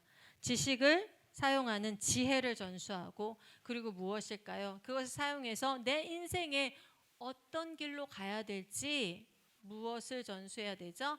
방향까지 부모가 전수하는 거죠. 말하자면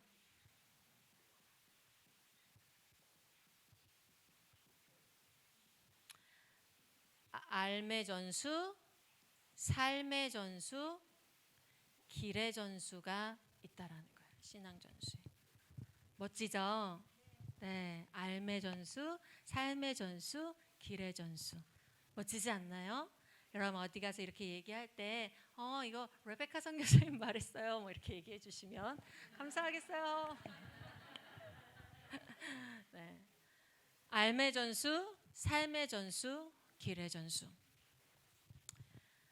알매 전수, 지식의 전수. 네, 아까 말했던 기독교 세계관, 기독교 가치관, 기독교 소명관이 세계관, 가치관, 소명관이 첫 번째는 뭘로 전수돼야 돼요?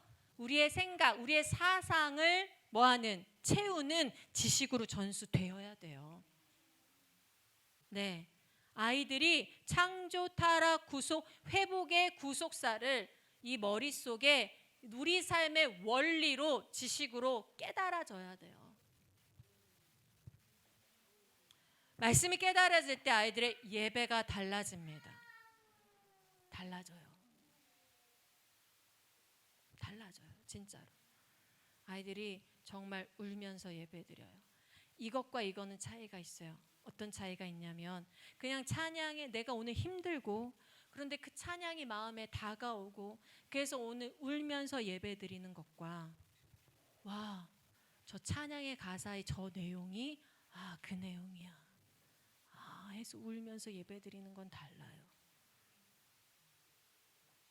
저희가 여러 가지 여기 안에서 이제 여러 가지 가르치는 가운데 이제 성막을 가르칠 때 그 성막 가운데 시은좌 언약궤 위에 천사가 황금으로 쳐서 천사가 이렇게 있죠, 그렇죠? 날개, 구름 날개로 이렇게 날개를 하고 천사 2개가 이렇게 금으로 만들어져 있죠. 그 안에 하나님의 영이 임하시죠. 거기에 피가 뿌려지는 그 시은좌. 그 날개 아래 피가 뿌려짐으로 어떠한 역사가 일어납니까? 우리가 용서받는, 우리 죄가 용서받는 역사가 일어나죠. 이러한 성막을 배우고 한 아이가 그걸 배우고 나서 그 다음 주일 예배 때 찬양을 하는데 이 아이가 울더라는 거예요. 울면서 찬양을 하더라는 거예요. 그래서 클라라 선교사님이 왜 그래, 무슨 일 있는 줄 알고 왜 그래 하고 물어봤더니 이 아이가 찬양 속에 하나님의 날개 아래 뭐 이렇게 있다는 찬양이 나왔었나 봐요. 그 날개가 어떤 의미인지 알게 돼서, 저 찬양에 나오는 하나님의 날개 아래 나를 품으신다는 게 어떤 의미인지 알게 돼서 그 안에 예수 그리스도의 보혈로 나를 덮으시고 나를 온전히 받아주신 그 은혜가 너무 감격이 있어서 아이가 찬양을 하는데, 다른 아이 다 신나게 애들 막 찬양하고 있는데 이 아이만 꺽꺽 울면서. 저는요, 부를 때마다 눈물 나는 찬양이 바로 천국은 마치 밭에 감추인 보화.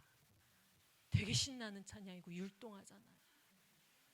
그렇죠? 부를 때마다, 율동을 할 때마다 눈물이 나요. 천국은 이러면서 울어요.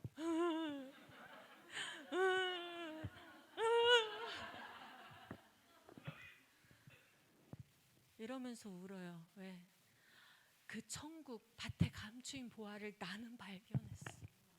나는 발견한 거예요. 나는 발견한 게 너무 기뻐서 첫 번째는 우는 거고, 하나님, 나는 발견하고 나는 봤는데 이걸 못 발견한 사람들, 이걸 아직 못 보는 사람들, 나는 발견해서 냉장고도 팔고 집 팔고 냉장고 팔아 기어이 사고 말 텐데 이걸 못 발견한 사람들, 이 귀한 걸 못 본 사람들, 하나님 어찌합니까? 어찌합니까? 그럼 하나님 어떤 마음 주실까요? 그 마음 가진 네가 가라. 내가 너한테 그 마음 깨닫게 해줘, 그 마음 알려줬으니까 그 마음 가진 네가 가라. 하나님, 오늘 좀 편하게 있고 싶었는데 오늘 좀 편하게 있고 싶었는데 하나님. 그리고 기도하는 거죠. 하나님, 나를 세계 선교에 사용하여 주시옵소서. 나를 하나님의 그 선교에 사용하여 주시옵소서. 내가 이것밖에 안 되지만 쓰시겠다면 드리겠습니다. 오늘도 넘어지는 나이지만 하나님 원하신다면 드리겠습니다. 여러분 그렇잖아요, 그렇죠? 그래서 어때요? 그 지식이 알매 전수로 일어나야 돼요. 그 알매 전수가 있을 때에, 그것이 있을 때에 차곡차곡 나의 삶의 잘못된 습관들, 관습들, 이런 것들을 이제 그 사상이 지배하게 되는 거죠. 그런데 저절로 그것이 삶의 전수가 되는 것이 아니라 뭐예요? 삶의 전수. 부모의 삶을 통해서, 멘토의 삶을 통해서, 이 삶을 살아내는 선배를 통해서, 신앙의 선배를 통해서 이 삶이 삶의 전수로 나타나는 거죠. 그러니까 말하자면 이 단계는 삶의 전수, 삶의 전수, 길의 전수는 기독교육이 그래서 어려워요. 학교 선생님은 뭐 하면 됩니까? 학교 선생님은 그 시간에 칠판 앞에 서서 가르치고 그 시간 이후의 삶은 노터치.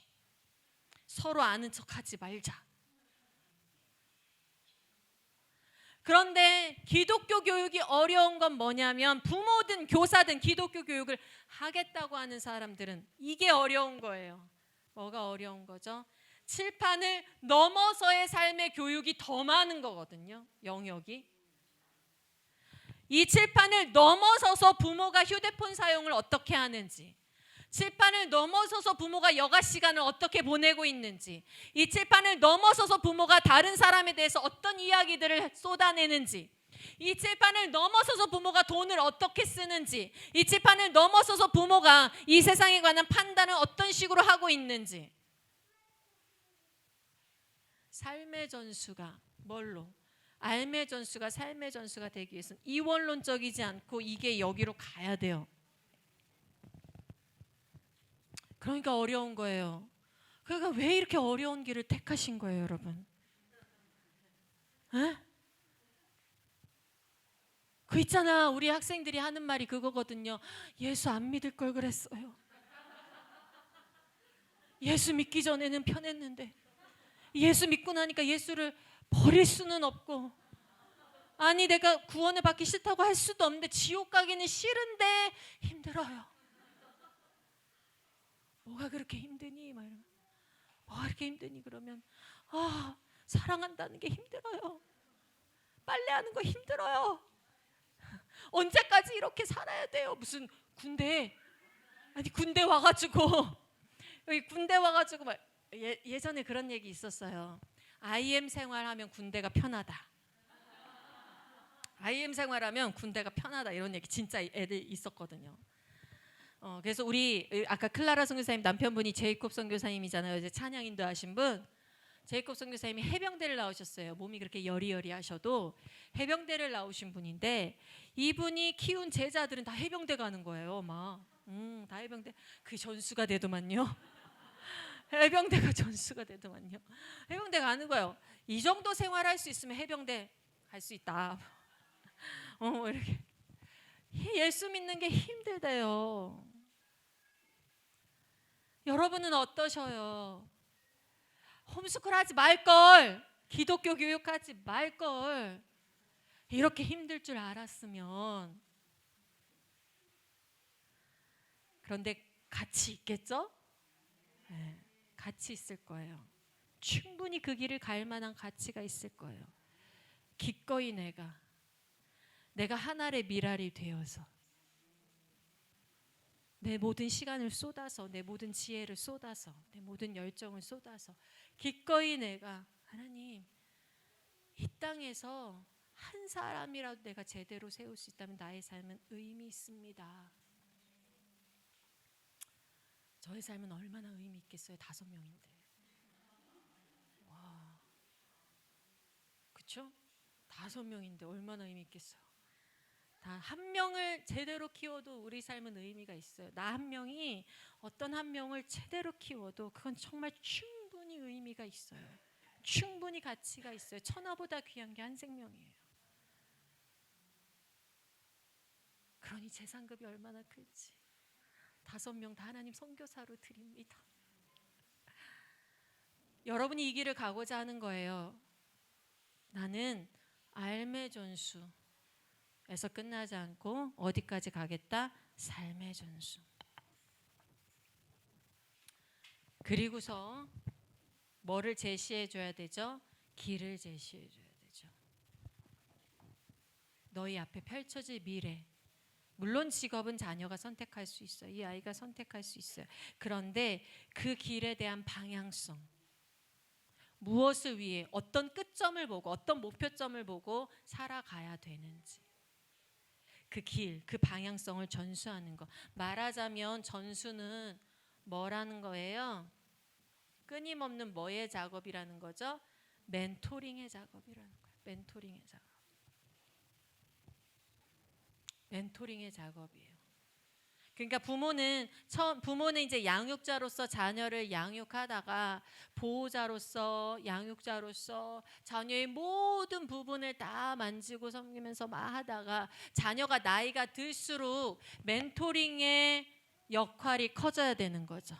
자녀의 뒤를 다 돌봐주는 그런 부모가 아니라 길을 제시해주는, 이것들을 전수하고 난 후에 결국은 어떤 그 길을 제시해주고 그 길에 맞춰서 너의 삶을 경영해라 라고 조언을 해주고 멘토링을 해주는 이 멘토의 역할이, 부모는 아이가 나이 들수록 이 역할을 키워가야 되는 거죠.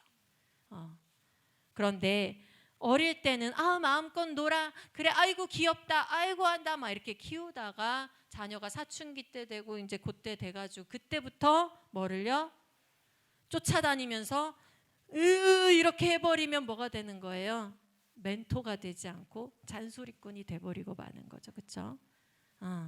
사춘기 때는 조금 우리가 잠잠해져야 되죠. 엄마들이 좀 기다려야 돼. 한 1, 2년 기다려야 되더라고. 그런데 그 전에 최대한 어릴 때부터 꾸준하게 뭐가 돼야 돼요? 최대한 어릴 때부터 전수가 돼야 돼요. 전수가. 그리고 그 전수가 나중에는 멘토링의 형태로 갈 수 있도록. 그러니까 내 부모가 딱 봤을 때 어쨌든 나의 엄마 아빠 말이 맞아. 삶을 봐도 말을 봐도 결과를 봐도 맞아. 신뢰할 만해. 들을 만해. 이렇게 쫓아갈 수 있도록 이 아이들을 멘토링하는 역할이 확대가 돼야 돼요. 근데 우리는 참 어려운 시대에 살고 있죠. 왜냐하면 이렇게 되려면 신앙 전수가 사실요.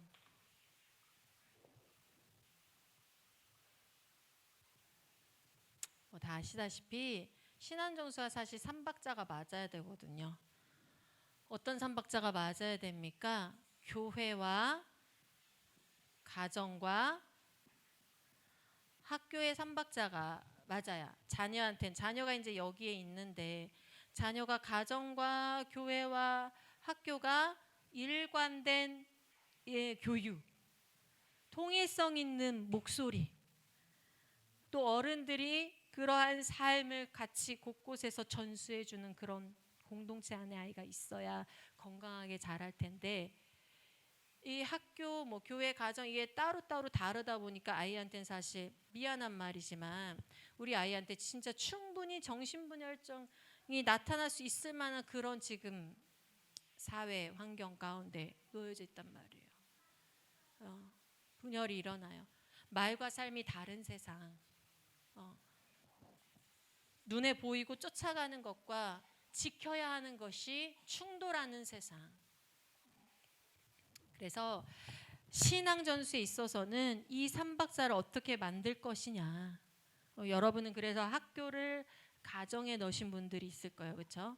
이제 학교의 역할을 가정이 가지고 가시는 홈스쿨러 분들. 또 학교의 역할을 교회가 가져가서 교회에서 공동체를 형성하는 그런 역할들. 이렇게 있죠. 그래서 공교육에 대한 불신으로 인해서 이제 학교 교육을 홈스쿨로 이제 가정에서 홈스쿨을 선택하신다라고 봤을 때는 홈스쿨을 선택하실 때는 한 가지는 부모가 전문성을 갖춰야 된다. 이게 있어요. 부모가 삶의 전수, 길의 전수 결국은 요거 안에도 뭐가 있습니까? 지식의 전문성, 또 내 삶을 해석해야 되는 데에서의 전문성, 그리고 그 방향, 멘토링을 하는 데 있어서의 전문성을 갖출 필요가 있어. 부모가 끊임없이 연구하고 끊임없이 공부하고 끊임없이 자기 삶에 적용하고 끊임없이 탐구하는 그런 이제 부모가 돼야 되겠죠. 부모의 전문성을 요구한다는 것이 있어요. 그리고 여기를 그러면 기독교 대안학교를 선택해 보자라고 할 수 있겠죠. 근데 기독교 대안학교를 선택할 때 많은 부분 대안학교들이 전인 교육이 이루어지기보다는 성경을 하나의 과목으로 넣고 나머지에는 성경이 투영되지 않는 교육을 하는 경우가 굉장히 많이 있어요. 그런 대안학교를 찾는 것이 또 관건이죠. 대안학교에 맡긴다 했을 때는 어떻게 전인교육을 하고 있는 학교냐, 모든 영역에서 하나님의 통치를 인정하는 그런 학교냐, 이제 이런 부분이 있는 거고, 저희 IM에서는 어떤 이제 방침을 쓰고 있냐면, 방침이라기보단 어떤 전략이라고 해야 되겠죠? 전략을 쓰고 있냐면 교회에 교회가 학교를 하도록 하는 그런 이제 일을, 교회가 학교를 하도록 돕는 일을 하고 있어요. 그 이유는 뭐냐면 교회 인프라를 우선 사용할 수가 있어요. 교회 인프라, 교회가 건물을 가지고 있고 교회에 또 인력이 있을 거고 또 목회자라는 어떤 전문성 있는 사람, 이런 부분에 있어서 말씀이나 이런 부분에서 전문성 있는 사람을 사용할 수 있고 그런 인프라, 교회 인프라를 사용하는 거하고 그 다음에 교회 공동체가 활성화될 수 있다라는 장점이 있죠. 공동체. 왜냐하면 아이들이 공동체 중심의 삶을 살아야 전수가 실제적으로 일어나요. 이 전수는 그러니까 부모가 자녀를 이제 전수하는 데까지의 한계는 나이대의 한계가 있어요. 어느 정도 이 아이가 나이가 이제 올라오면 부모가 아니라 또래로부터 배우는 것이 더 많아지는 나이가 있고, 또 어떤 부모 이외의 권위자로부터 배워지는 그런 이런 순환들이 일어날 나이대가 있거든요.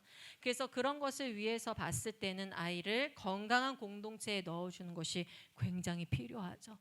그런 아이들의 이제 또래가 있고 그런 권위자가 있는 건강한 공동체. 그렇게 했을 때 저희는 이제 교회를 사용해서 교회에서 공동체 형성을 할 수 있도록 이제 동기부여를 하는 거예요. 공동체 형성. 그리고 교회가 가질 수 있는 특징이 뭐냐면, 교회는 기본적으로 선교 공동체잖아요. 교회가 해야 되는 일이 선교잖아요. 그래서 교회 공동체에서 했을 때 이 선교에 항상 관심을 가질 수가 있다라는 거. 그래서 자녀가 어릴 때부터 선교에 눈을 뜨고 하나님 나라의 일에 눈을 뜨게 할 수 있다라는 어떤 이러한 장점들 때문에 저희가 이제 이 학교를 교회가 하게 하는 그런 일들을 하고 있는 거죠. 그래서 이런 원리들을 이제 여러분도 생각해 봤을 때에, 여러분이 신앙 전수를 하고자 할 때에 그 신앙 전수 안에 이러한 원리들을 적용할 수 있는 공동체를 어디에 둘 것이냐. 그런 공동체를 여러분이 좀 모여서 공동체 형성을 하실 것이냐, 아니면 진짜 교회를 어느 기점으로 두고 그 교회에서 공동체 형성을 하실 것이냐. 그러니까 여러분이 가정에서만, 사실은 현실적으로는 가정에서만 내 자녀를 지금 신앙 전수해서 세상에 내보내겠다라고 하는 것은 여러 가지 어려움이, 그러니까 부모의 전문성에 있어서, 그리고 자녀의 확장성에 있어서, 자녀의 관심도나 어떤 어울림이나 여러 가지 배움의 확장성에 있어서 그저 가정에서 홈스쿨로 내 아이를 세상에 내보낸다라고 하는 것은 한계가 있을 수 있다라는 거. 그래서 여러분들이 아이에게 공동체 형성을 어떤 형태로 해줄 것이냐, 그것들을 고민해 보실 수 있을 거예요. 그래서 1차적으로 신앙 전수에 있어서 중요한 건 부모 역할이에요. 이 전수가 일어나야 된다는 거. 그리고 두 번째로는 공동체 형성을 해줘야 된다라는 거예요. 공동체 형성. 그래서 여러분들이 이 신앙 전수를 이루어 가시기를 바랍니다. 오늘 강의는 여기까지 하도록 할게요. 저는 이제 지금 시간 관계상 어쨌든 뭐 실질적인 얘기는 하긴 그렇고, 이따가 클라라 선교사님이 저 강의가 있잖아요. 뭐죠? 자녀 양육과 학습이었나요? 자녀가 학습, 그 파트가 있으니까 그 파트에서 아마 더 실질적인 얘기들을 나눠줄 수 있을 것 같고, 저는 오늘 좀 어떤 이런 원리들을 우리가 한번 생각해 보고, 그러니까 우리가 개념을 새롭게 가지자. 기독교 교육에 있어서도, 그리고 신앙 전수에 있어서도 개념을 새롭게 가지고, 그리고 무엇보다도 우리가 한번 도전을 해보자. 예, 도전을 해봐서 만들어 보자. 진짜로 팔 걷고 한번 만들어 보자. 내 자녀부터 시작해서 내가 이 교육에 한번 뛰어들어 보자. 그래서 무엇인가 내가 미흡할 수 있어요. 그러나 우리가 함께 지금 모여 있는 사람만 몇 명입니까? 우리가 함께 이것을 고민하고 나누고 토론하고 하면서 이 땅에다가 기독교 교육이 참다운 교육입니다라고 보여줄 수 있는 공동체 하나 세울 수 있지 않겠습니까? 그렇지 않겠습니까? 그런 운동을 한번 일으켜 보기를 원합니다. 다음 세대 교회가 다음 세대 얘기 많이 하고, 우리도 다음 세대가 심각하다 얘기를 합니다. 그런데 이 문제를 타개할 수 있는 길은 한 가지밖에 없어요. 무브먼트를 만들어야 돼요. 운동을 만들어야 돼요. 소문을 내야 돼요. 그래서 많은 사람들이 이 운동에 동참할 수 있도록 그들을 불러 일으켜야 됩니다. 그래서 IM 선교회가 이런 일들을 하고 있는 거예요. 여러분들을, 저희가 여러분들 많이 이렇게 막 여기다 쑤셔 박아놓고 그래가지고 막 돈을 얼마나 번다고 여러분 여기 모여 있겠어요? 아닙니다. 저희는 운동을 하는 거예요. 운동, 무브먼트. 아침부터 막 이렇게 피곤하신 분들 앉혀놓고 여기서 막 이렇게 하는 이유도 운동을 하자는 거예요. 어쨌든 여기서 한두 명이라도 이 운동을 내가 일으켜봐야겠다라는 흐름들이 계속 일어나면 나라의 흐름을 바꿀 수 있다라는 거예요. 나라의 흐름을 바꿔야 된다라는 거죠. 한 예로 여러분 아시다시피 이미 여러분 정보를 많이 들어서 아시겠지만 우리나라에 차별금지법에 관련된 법안만 4개가 발의된 상태죠. 이게 언제 통과될지 모르는 법안 발의만 4개가 지금 4개가 발의된 상태로 있는 상태. 그리고 또 어떻습니까? 성매매 금지법, 그렇죠? 성매매 금지법이 2004년도에 성매매 금지법이 만들어졌는데, 그런데 그 뒤로 끊임없이 뭐가 일어났어요? 그 법을 폐기해 달라는 소송이 계속 일어났었다가 안 됐다가 그 소송이 2010 몇 년도에 여자가 소송을 했죠. 그러니까 그 전까지는 남자가 소송했는데, 성구매자가 소송했는데 2013년도가 17년도가 언제 여자가 소송을 했죠. 그래서 나는 성노동자다, 나의 권리를 지켜달라 해서 소송을 했는데, 그것이 지금 어떤 상태로 있어요? 미결된 상태로 남아 있어요.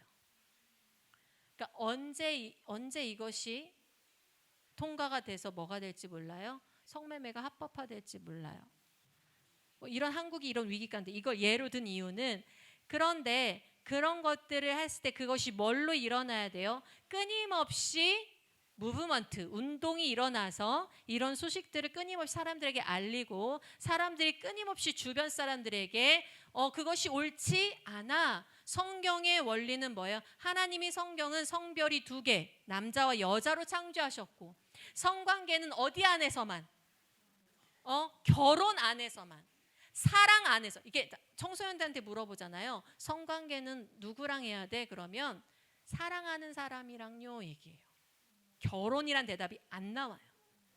근데 절대적으로 성관계는 결혼이란 테두리에서 한다는 거. 그런 것들을 어떻게 해야 돼요? 교육해야 되고, 그 다음에 그것에 반하는 이 땅의 타락상을 알려야 되고, 그래서 그것이 뭘로? 자꾸 퍼져서 뭘로 일어나게 돼야 되는 거죠? 운동으로 일어나게 해야 되는 거죠. 그래서 그 운동이 일어나서 뭐까지 영향을 미쳐야 되죠? 법까지 영향을 미쳐야 되는 거죠. 운동이. 왜냐하면 이미 상대편에선 뭘 하고 있으니까, 법제화를 하고 있으니까. 이미 그들은 법을 노리고 있어요. 그렇죠? 그러니까 우리도 이런 운동이 일어나야 돼. 마찬가지로 기독교 교육도 이런 것도 뭘로 일어나야 되죠, 여러분? 운동으로 일어나야 돼요. 자꾸 서로가 얘기하고, 자꾸 서로가 토론하고, 자꾸 서로가 전달하고, 우리 이렇게 해보자, 우리 가정끼리 한번 힘 합쳐서 해볼까? 이렇게 해볼까? 이렇게 해서 자꾸 운동으로 일어나서 이 땅에 자꾸 뭐가 퍼져야 돼요? 소문이 퍼지고, 이 물결이 퍼지고 해서 이 그룹들을 만들어야 돼요. 저희가 IM을 크게 만들려는 것이 아니라, 여러분이 이걸 듣고 가서 여러분의 그룹을, 여러분의 공동체, 여러분의 운동하는 공동체를 만드셨으면 좋겠어요. 그래서 여러분이 있는 그 지역에 이것들이 퍼져나갔으면 좋겠어요. 우린 해야 해요, 운동을. 우리 아이들을 뺏길 수가 없습니다. 우리 자녀를 다른 세대가 되게 할 수가 없습니다. 우리 자녀뿐인가요? 아니죠. 우리 자녀만 잘 키우면 되나요? 아니죠. 누누이 말하지만 우리 자녀가 컸을 때 그 자녀들과 어깨를 나란히 할 사람들을 만들어줘야 돼요. 우리 자녀 혼자 서서 그 자녀가 혼자 세상에 나갔을 때 얼마나 외롭겠어요. 생각해 보세요. 자녀가 세상에 나갔는데 자기 옆에 동역자가 하나도 없어. 그 아이가 견뎌낼 것 같아요? 세상에서 이겨낼 것 같아요? 내 자녀가 아니라 내 자녀의 동역자를 세우는 운동을 벌여야 됩니다. 내 자녀 친구 세워주는 일이 가장 급한 거예요. 내 자녀와 세상에 파송받을 자들을 세워줘야 됩니다. 운동을 일으킵시다. 여러분이 기독교 교육의 운동의 선두자가 되기를 바랍니다. 기도하고 마칠게요. 하나님 아버지, 감사합니다. 우리를 불러주셨습니다. 우리를 쓰신다고 하십니다. 믿음으로 받겠습니다. 누구에게, 옆에 앉은 누군가에게 해당하는 말이 아니라 하나님께서 오늘 나에게, 내가 너를 기독교 교육의 운동가로 부른다 라고 하는 이 부르심에 응답해서 나아가겠습니다. 나를 사용하여 주시옵소서. 압니다. 하나님, 지혜가 부족합니다. 능력이 부족합니다. 그러나 하나님, 성령으로 나를 가득 채우셔서, 성령으로 나를 움직이셔서, 하나님, 내가 모든 어려움을 뚫고 지나가서 요셉과 같이 성령의 사람으로 결국은 이 일을 끝까지 감당하는 자가 되기를 원합니다. 붙드시고 지혜를 허락하시고, 아버지, 역사 가운데 이 일을 함께할 동역자들을 허락하시고, 하나님, 이 일이 운동으로 일어날 수 있도록, 우리가 또 공동체를 형성할 수 있도록 인도하여 주시옵시고, 대한민국의 기독교 교육이 바로 설 수 있도록 아버지 역사하여 주시옵소서. 감사드리며 이 모든 시간 함께 올려드리오며 예수 그리스도의 이름으로 기도드립니다. 아멘. 아멘. 할렐루야.